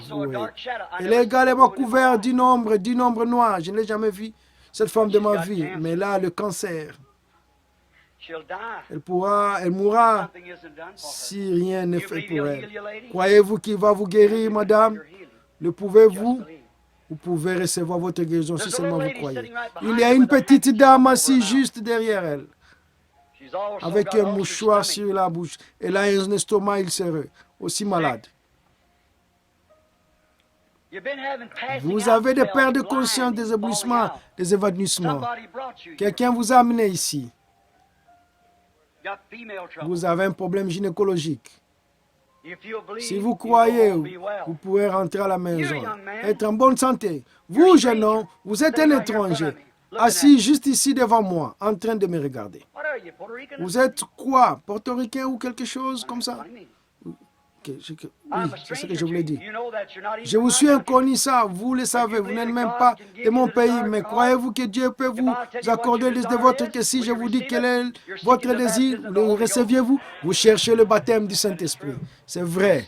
Recevez le Saint-Esprit, mon frère. Voici un homme de couleur assis au bout, ici. Il a un fardeau sur son cœur. C'est au sujet de sa femme. Elle n'est même pas ici. Elle a un problème au pied. Croyez-vous qu'il va la guérir? Le croyez-vous? Vous êtes un étranger ici. Vous venez d'outre-mer. Vous venez de la Jamaïque. Croyez-vous que Dieu peut me dire qui vous êtes, Monsieur Brady? Croyez-vous? Jésus-Christ est le même hier, aujourd'hui, éternellement. Cette dame assise là-bas au bout ici, à côté de Madame White, là, elle a un fardeau sur son cœur. Elle prie pour sa fille. Elle est sur le point d'être opérée. Croyez-vous de tout votre cœur pour elle? Elle n'en aura pas besoin si vous l'amenez à y croire. Je ne peux pas guérir. Tout au fond là-bas dans le nursery, je vois l'Esprit du Seigneur, un ange, une lumière qui se déplace dans la nursery. Elle est au-dessus d'une jeune femme. Elle a un problème spirituel au sujet duquel elle se pose des questions. Je ne sais pas pourquoi, mais il me semble que je devrais connaître cette femme. C'est une jeune femme, elle a aussi des troubles gynécologiques. Oui, son nom c'est Madame West, de l'Alabama. Madame David West, croyez, Dieu vous l'accordera. Il y aura de la lumière Et au jour où le Fils de l'homme sera révélé. Et si ce n'est pas là, Jésus-Christ le même hier, aujourd'hui, éternellement, alors je n'en sais rien. Croyez-vous cela? Tout est possible à ceux qui croient.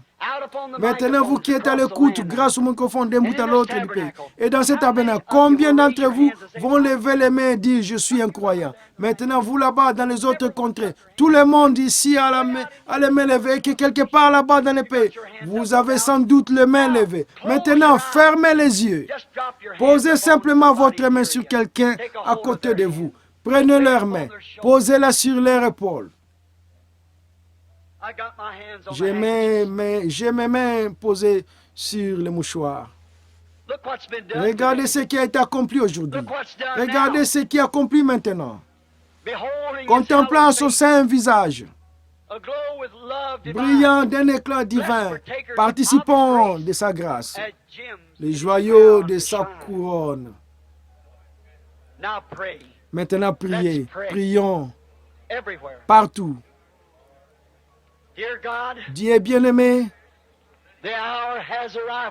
l'heure est arrivée. Que veut dire ceci, Dieu qui accomplit sa parole?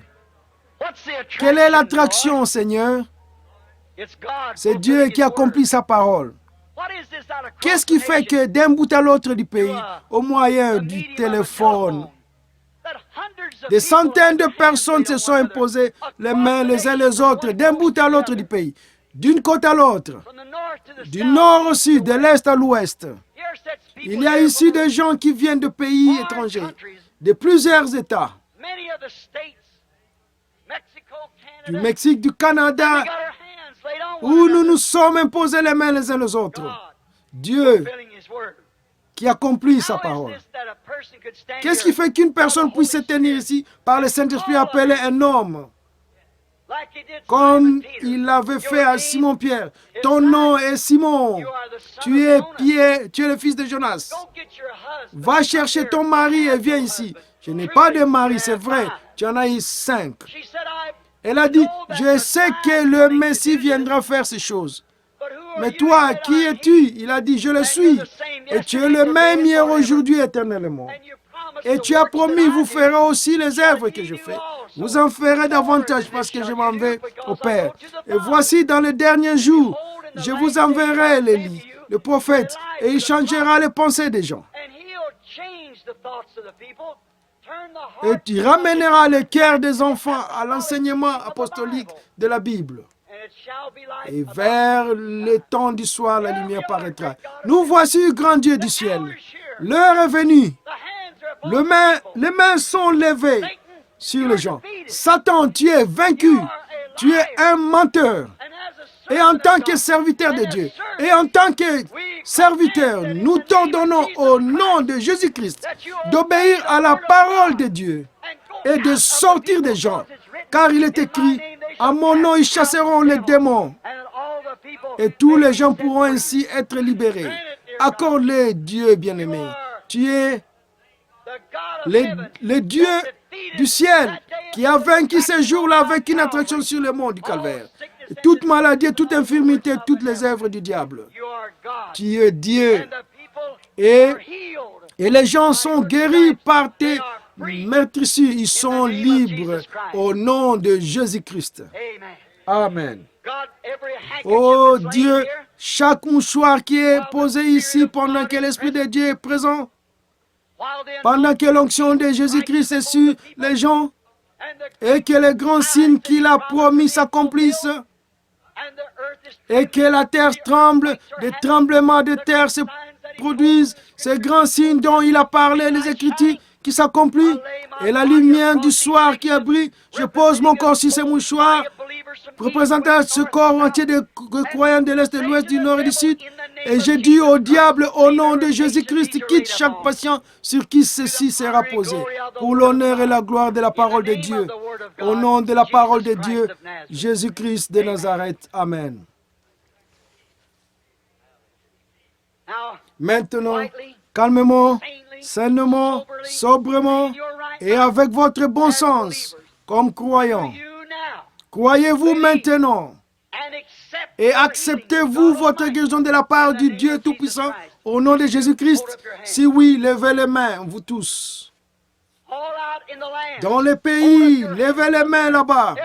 Chaque personne ici, aussi loin que je peux voir, a les mains levées. À l'intérieur, à l'extérieur, contre les fenêtres, aux portes, dans les nurseries et tout autour, partout, les gens ont les mains levées. Ils acceptent. Satan est vaincu. Les meurtrissures de Jésus-Christ vous guérissent. Et la présence de Jésus-Christ confirme le fait qu'il est vivant aujourd'hui. Qu'il est toujours capable de tenir chaque promesse qu'il a faite. Amen. Je crois en lui, pas vous. Maintenant, levons-nous. Au nom du Seigneur Jésus, nous acceptons tout ce qui a été fait ou dit. Nous l'aimons de tout notre cœur. Nous le chérissons avec tout ce qui est en nous. Maintenant, quand vous rentrez à vos maisons respectives, déjà ce soir, que Dieu soit avec vous. Que Dieu vous donne le Saint-Esprit. Si vous n'avez pas le Saint-Esprit pour chaque homme, chaque femme, garçon, fille ici, qui n'a pas été baptisé au nom de Jésus-Christ, il y a les vêtements ici. Ne remettez pas demain ce qui peut être fait aujourd'hui. Demain peut-être trop tard. Chaque jour suffit sa peine. Il y a des ministres qui sont là. Ils attendent, des vêtements attendent. Il n'y a pas d'excuses. Ils vous attendent. Si oui, croyez. Peu importe combien vous avez été baptisé, absorbé, quoi que ce soit, c'est une erreur. La lumière est venue. Venez, croyez et soyez baptisés. Tous ceux d'entre vous qui n'ont pas le Saint-Esprit, puissiez-vous recevoir le Saint-Esprit, chacun de vous, avec toute la puissance divine et l'amour qui vous a promis pour faire de vous une nouvelle créature en lui. Que Dieu vous bénisse. Maintenant, jusqu'à dimanche matin prochain, 9h30, chantons ce petit cantique que nous chantions autrefois, il y a des années. N'oubliez pas notre prière. Jésus veut vous rencontrer là-bas. Il prendra chacun de vous. N'oubliez pas la prière en famille. Chantons-les ensemble maintenant. N'oubliez pas la prière en famille. Jésus veut vous rencontrer là. Il prendra chacun de vos soucis. Oh, n'oubliez pas la prière en famille. Maintenant, pendant que nous les chantons de nouveau, serrez la main au pèlerin qui est à côté de vous. Voyez-vous, pendant que nous le chantons, n'oubliez pas la prière en famille. Oh, Jésus veut vous rencontrer là. Il prendra chacun de vos soucis. Oh, n'oubliez pas la prière en famille. Vous l'aimez, n'est-ce pas? Je l'aime, parce qu'il m'a aimé le premier et à qui mon salut, c'était ça l'attraction sur le mont du Calvaire. La même attraction sur le mont Satan, le mont Nebo, le mont Sinaï, toutes ces expériences qui ont eu lieu sur le sommet du montagne. Alors très bien, chantons-les maintenant. Je l'aime. Je l'aime. Parce qu'il m'a aimé le premier. Et salut.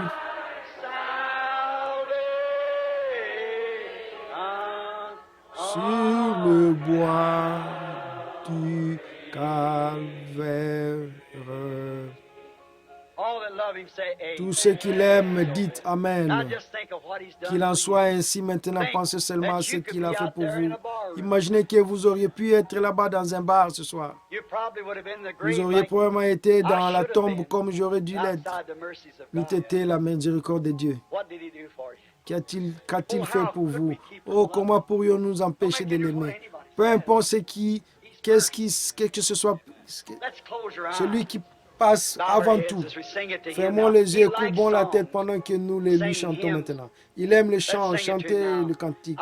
Chantons-les lui maintenant. Je l'aime. Je l'aime. Parce qu'il m'a aimé le premier.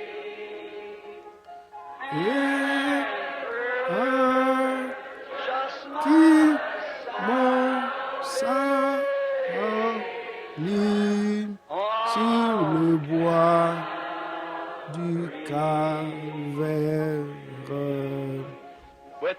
Avec nos têtes et nos cœurs inclinés dans sa présence et en reconnaissance pour ce que nos yeux ont vu, ce que nos oreilles ont entendu, ce qui est écrit dans la parole de Dieu, ce que sa promesse a été pour nous aujourd'hui.